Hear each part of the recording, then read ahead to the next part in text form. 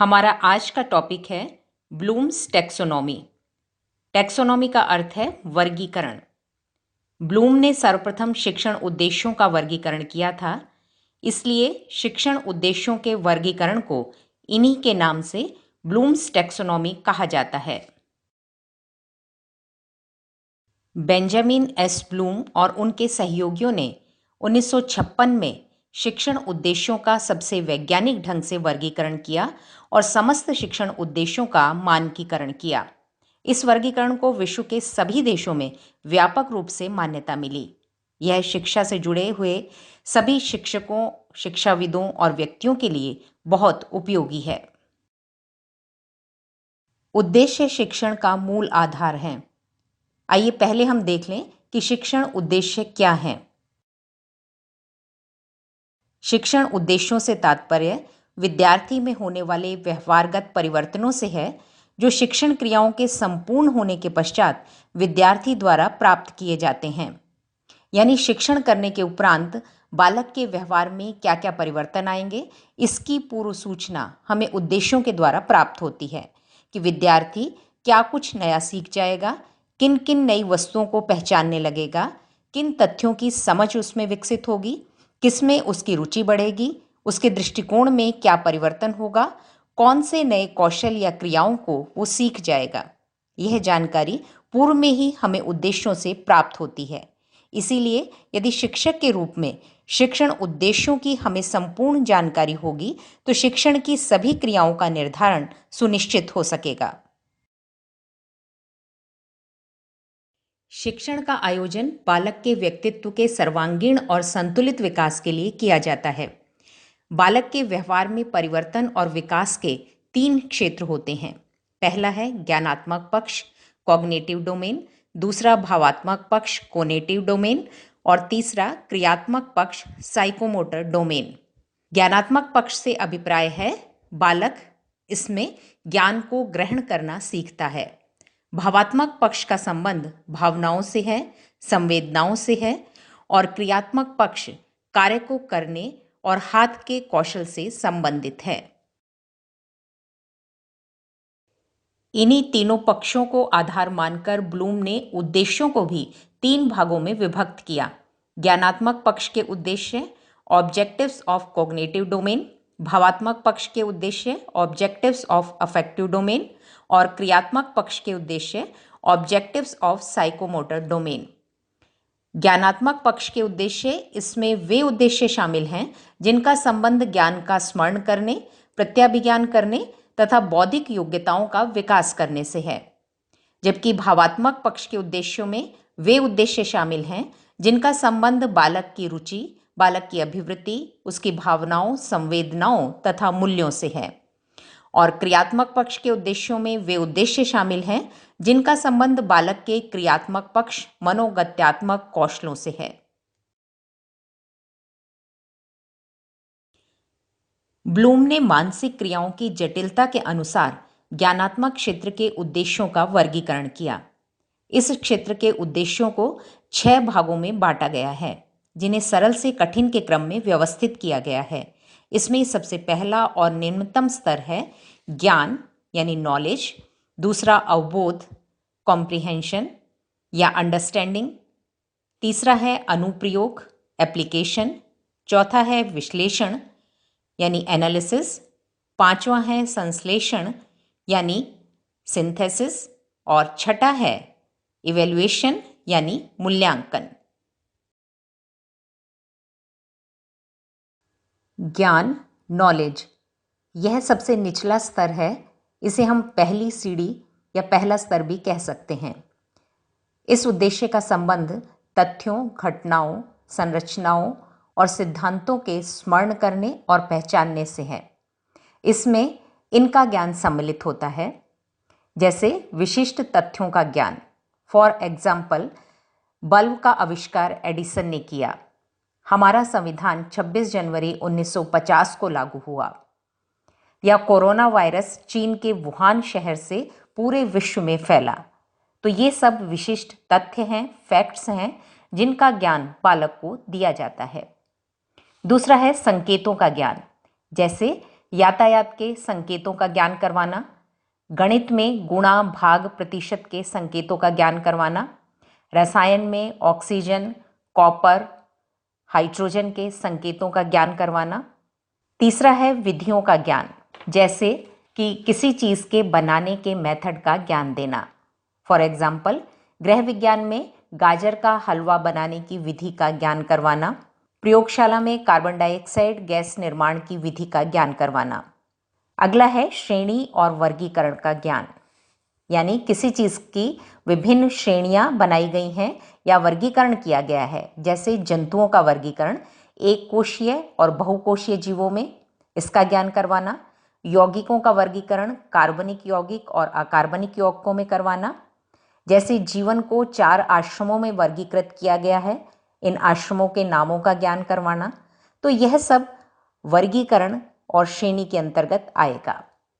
अगला है नियमों का ज्ञान, सिद्धांतों का ज्ञान, जैसे विद्यार्थियों को गति के नियमों का ज्ञान कराना, मांग और आपूर्ति के नियम का ज्ञान करवाना, व्याकरण के नियमों का ज्ञान करवाना, जैसे विद्यार्थियों को गुरुत्वाकर्षण के सिद्धांत बताना। इसके बाद अगला है मापदंड और कसौटियों का ज्ञान, जैसे किसी अच्छी पाठ्यपुस्तक के चयन की क्या कसौटियां हैं, इसका ज्ञान करवाना। एक अच्छे प्रश्न पत्र निर्माण के क्या मापदंड हैं। यदि आप एक एयर कंडीशनर खरीदना चाहते हैं तो अच्छे एसी के चयन के क्या मापदंड हैं। तो ज्ञान पक्ष के अंतर्गत इन सब तथ्यों का, इन सब चीज़ों का ज्ञान विद्यार्थी को करवाया जाता है। यह ज्ञान से अगला स्तर है। इसका संबंध ज्ञान की समझ विकसित करने से है, यानी ज्ञान को केवल सुनना नहीं है, ज्ञान को गुनना भी है। जिस पाठ्यवस्तु का विद्यार्थी ज्ञान प्राप्त कर लेता है, अब उसका वह स्वयं अनुवाद कर सकता है। जैसे अंग्रेजी की किसी कविता का हिंदी में अपने शब्दों में अनुवाद करना। वह व्याख्या कर सकता है, जैसे किसी श्लोक या दोहे की व्याख्या करना, भावार्थ बताना। वह अंतर कर सकता है, जैसे विद्यार्थी दो वस्तुओं, क्रियाओं में अंतर कर सके, जैसे सजीव और निर्जीव में अंतर करना, द्वीप और महाद्वीप में अंतर करना। वह तुलना कर सकता है, जैसे शहरों और गांवों की तुलना करना, पर्वतीय क्षेत्रों और मैदानी क्षेत्रों की तुलना करना। वह वर्गीकरण कर सकता है, जैसे तत्वों को धातु और अधातु में वर्गीकृत करना, शब्दों को संज्ञा और सर्वनाम में वर्गीकृत करना। वह निष्कर्ष निकाल सकता है प्रयोगों के माध्यम से, अनुभवों के माध्यम से, अवलोकन के माध्यम से, जैसे सभी अम्ल नीले लिटमस को लाल करते हैं। वह मौसम की भविष्यवाणी कर सकता है, पूर्व कथन कर सकता है, उदाहरण दे सकता है, जैसे विशेषण शब्दों के उदाहरण देना, मुगलकालीन ऐतिहासिक इमारतों के उदाहरण देना, खरीफ की फसलों के उदाहरण देना। तो इस प्रकार विद्यार्थी अवबोध उद्देश्यों में इन मानसिक क्रियाओं को करने की योग्यता प्राप्त कर लेता है। तीसरा उद्देश्य है अनुप्रयोग। इसे हम ज्ञानोपयोग भी कहते हैं। इस स्तर पर विद्यार्थी सीखे गए ज्ञान का उपयोग नवीन परिस्थिति में करता है। इस स्तर पर पहुंचने के लिए विद्यार्थी को उस सिद्धांत का ज्ञान और अवबोध होना जरूरी है, तभी वह उसका प्रयोग नई परिस्थितियों में कर पाएगा। ज्ञान का अनुप्रयोग करने में बालक 3 क्रियाएं करता है। सबसे पहले वह नई परिस्थिति का निरीक्षण करता है, फिर कक्षा में सीखे गए संबंधित ज्ञान का स्मरण करता है और फिर तीसरे चरण में स्मरण किए गए ज्ञान का प्रयोग करके नई परिस्थिति में समस्या का समाधान करता है। मैं आपके समक्ष एक उदाहरण प्रस्तुत करती हूँ, इससे यह तथ्य आपको स्पष्ट होगा। जैसे विज्ञान की कक्षा में विद्यार्थी ने पढ़ा है कि धातु गर्म करने पर फैल जाती हैं और तापक्रम कम करने पर वे सिकुड़ती हैं, यानी उनमें ऊष्मीय प्रसरण होता है। अब बालक अपने घर के बाहर लगे बिजली के तारों को जब वो देखता है कि ये ढीले लगाए जाते हैं, तब वह उस परिस्थिति का निरीक्षण करता है कि ये तार धातु के बने हुए हैं और बाहर मौसम में परिवर्तन होता है। सर्दी में ताप कम होता है और गर्मी में ताप अधिक होता है। अब वह सीखे हुए कक्षा के ज्ञान का स्मरण करता है कि धातुओं पर ताप का प्रभाव पड़ता है और ताप अधिक होने पर वो फैलती हैं और कम होने पर सिकुड़ती हैं। और अब इस ज्ञान का प्रयोग करके बालक निष्कर्ष निकालता है कि तापक्रम के प्रभाव से तार टूट ना जाए, इसलिए उन्हें ढीला छोड़ा गया है। इसी प्रकार यदि इतिहास की कक्षा में एक विशिष्ट प्रकार की स्थापत्य कला का ज्ञान विद्यार्थी को दिया गया है और विद्यार्थी उस कला को समझ जाता है, तो इस ज्ञान का प्रयोग वैसी ही अन्य किसी ऐतिहासिक इमारत की स्थापत्य कला की विशेषताओं को समझने में वह कर सकता है। इसी प्रकार यदि कक्षा में बालक को मरुस्थलीय पादपों की विशेषताएं बताई जाती हैं और जब वह अपने दैनिक जीवन में वैसे ही अन्य मरुस्थलीय पादप देखता है, तो वह ये बता सकता है कि इनमें कांटे क्यों होते हैं, मरुस्थलीय पादपों की पत्तियां मोटी और मांसल क्यों होती हैं। इस प्रकार इस उद्देश्य में विद्यार्थी सीखे गए ज्ञान का प्रयोग करके नवीन परिस्थितियों में समस्याओं का समाधान करता है। अगला उद्देश्य है विश्लेषण, एनालिसिस। विश्लेषण तभी संभव है जब ज्ञान, बोध और अनुप्रयोग उद्देश्य प्राप्त हो गए हों। इसमें पाठ्यवस्तु को उसके तत्वों में विभाजित करके उनके संबंधों का विश्लेषण किया जाता है। इसके अंतर्गत 3 क्रियाएं निहित होती हैं। पहला, तत्वों का विश्लेषण करना, संबंधों का विश्लेषण करना और तीसरा, संगठनात्मक सिद्धांतों का विश्लेषण करना। यह मैं आपके समक्ष एक उदाहरण से स्पष्ट करती हूँ। जैसे NaCl, सोडियम क्लोराइड, इसका विश्लेषण करने में विद्यार्थी सर्वप्रथम यह देखेगा कि सोडियम क्लोराइड किन किन तत्वों से मिलकर बना है, सोडियम और क्लोराइड के मध्य कौन सा बंध है, और तीसरी चीज़ कि इस बंध निर्माण के सिद्धांत क्या हैं, यानी वह सिद्धांतों का विश्लेषण करता है कि किन सिद्धांतों के आधार पर सोडियम और क्लोराइड बंध बनाकर आपस में जुड़ते हैं। इसी प्रकार यदि हम हिंदी विषय से एक उदाहरण लें, तो हिंदी के वाक्य निर्माण की प्रक्रिया यदि कक्षा में पढ़ाई जा रही है, तो विद्यार्थी जैसे उसे एक वाक्य दिया जाता है, सीता आम खाती है। अब वह इस वाक्य का विश्लेषण करता है कि इस वाक्य में कर्ता कौन सा है, संज्ञा कौन सी है और क्रिया कौन सी है। कर्ता, क्रिया और संज्ञा में आपस में क्या संबंध है, और इस संबंध के आधार पर वह देखता है कि वाक्य निर्माण के सिद्धांत क्या हैं और इन सिद्धांतों के आधार पर वाक्य में कर्ता का स्थान कहाँ होगा, संज्ञा का कहाँ होगा और क्रिया का क्या स्थान होगा, और इसके आधार पर फिर आगे वह संश्लेषण के स्तर पर वाक्य निर्माण करता है। संश्लेषण यानी नवीन की रचना, निर्माण, यह विश्लेषण से उच्च स्तर है। कोई नवीन वस्तु बनाना, नवीन विचार देना, नवीन योजना का निर्माण करना। इसके अंतर्गत विद्यार्थी किसी समस्या पर अपने मौलिक विचार प्रस्तुत करता है। जैसे वायु प्रदूषण की समस्या को नियंत्रित करने हेतु वो नवीन विचार देता है, किसी समस्या के समाधान हेतु नई परिकल्पना बनाता है।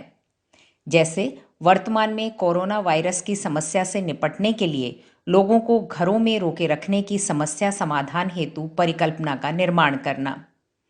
किसी कार्यक्रम को नवीन ढंग से करने के लिए कार्य योजना बनाता है। जैसे विद्यालय के बाहर कचरे की समस्या के समाधान हेतु कार्य योजना का निर्माण करना। मूल्यांकन, इवैल्यूएशन, यह ज्ञानात्मक पक्ष के उद्देश्यों का सबसे उच्चतम स्तर है। इस स्तर पर पहुंचकर व्यक्ति में निर्णय लेने की क्षमता का विकास होता है। वह किसी विषय के उचित अनुचित के बारे में निर्णय दे सकता है। जैसे यदि बालक को किसी पाठ्यक्रम या कोर्स का चयन करना है, तो वह उचित निर्णय ले सकता है कि उसकी क्षमता और योग्यता के अनुसार उसके लिए कौन सा पाठ्यक्रम अधिक उपयुक्त रहेगा। ऐसे ही किसी समस्या के समाधान हेतु वह पक्ष और विपक्ष में तर्क दे सकता है कि विभिन्न समाधानों में से कौन सा समाधान अधिक उपयुक्त है। वह प्रत्येक समाधान के लिए पक्ष और विपक्ष के बिंदु कारण सहित प्रस्तुत कर सकता है। जैसे यदि उसे 2 पुस्तकों में से किसी विषय की कौन सी पुस्तक खरीदनी है तो वह दोनों पुस्तकों की समीक्षा करके उचित पुस्तक का चयन कर सकता है। कहने का अभिप्राय यह है कि बालक में मापदंडों के आधार पर सही निर्णय लेने की योग्यता का विकास इस स्तर पर पहुंचने पर होता है। यदि ज्ञानात्मक पक्ष के उद्देश्यों को हम पुनः देखें तो यह एक चढ़ाव के क्रम में है। ज्ञान सबसे निचली सीढ़ी पर यानी निचले पायदान पर और मूल्यांकन सबसे ऊंचे पायदान पर, और ज्ञान से मूल्यांकन स्तर तक बीच की सीढ़ियों को पार करके ही पहुंचा जा सकता है। तो इस प्रेजेंटेशन के माध्यम से आपने ज्ञानात्मक उद्देश्यों के वर्गीकरण को समझा। अगले वीडियो में हम चर्चा करेंगे भावात्मक और क्रियात्मक स्तर के उद्देश्यों की। धन्यवाद।